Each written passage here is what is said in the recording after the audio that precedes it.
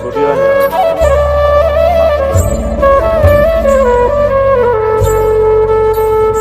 বয়সের সামনের সমস্যা কি?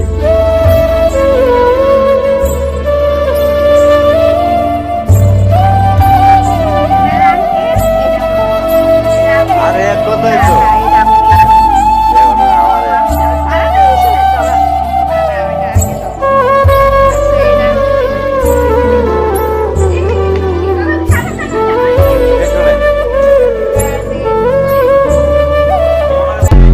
বার্থডে টু ইউ করো করো।